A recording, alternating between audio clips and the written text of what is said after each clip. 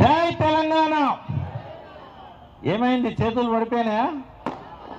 ఎంతమంది మూగవాళ్ళు ఉన్నారు సభలో? జై తెలంగాణ. సభకు నమస్కారం. వేదిక మీద ఉన్న పెద్దలు, సభాధ్యక్షులు, ఎమ్మెల్సీ తాత మధు గారికి, పార్లమెంట్ సభ్యులు, మరొకసారి లోక్సభ పోటీలో బీఆర్ఎస్ పక్షాన నిలిచి అత్యధిక మెజార్టీతో గెలవబోతున్న నామా నాగేశ్వరరావు గారికి, మాజీ మంత్రివర్యులు, ఖమ్మం ప్రజల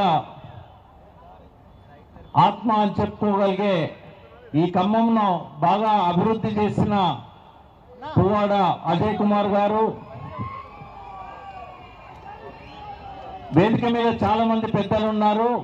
ఈనాటి మనందరి హీరో, తెలంగాణ సబ్బండ వర్గాల ఆత్మ, మనోధైర్యం, నేనున్నాను అని అందరినీ ఆప్యాయంగా అభయమిస్తూ పలకరించే మనందరి అన్న రవణకు, వేదిక మీద ఉన్న శాసనసభ్యులు, మాజీ శాసనసభ్యులు, ప్రజాప్రతినిధులు, హైదరాబాద్ నుంచి, తెలంగాణ వివిధ ప్రాంతాల నుంచి వచ్చిన వేదిక మీద ఉన్న వివిధ కుల సంఘాల నాయకులు, మేధావులు, విద్యావంతులు, ప్రతి ఒక్కరికి కూడా సభలో ఉన్న ఖమ్మం ప్రజలకు పేరు పేరున తెలంగాణ హృదయపూర్వక అభినందనలు.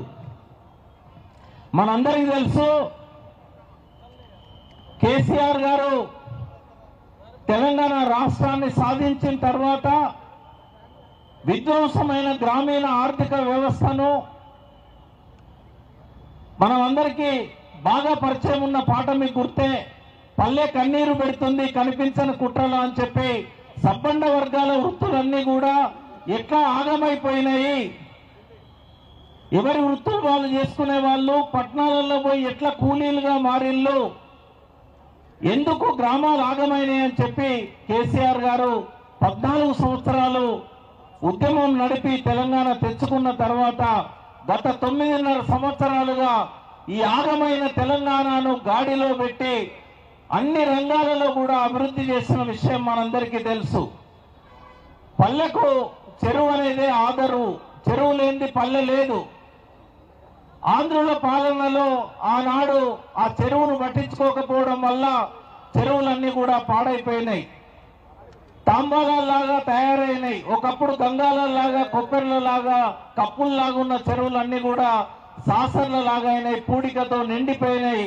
భూగర్భ జలాలు లేక బోర్లన్నీ ఎండిపోయి బోర్లు ఏసి రైతులు ఆత్మహత్యలు చేసుకున్న పరిస్థితి మనం చూసాం. పల్లెలే పట్టణాలకు వలసపోయిన పరిస్థితి మనం చూసాం.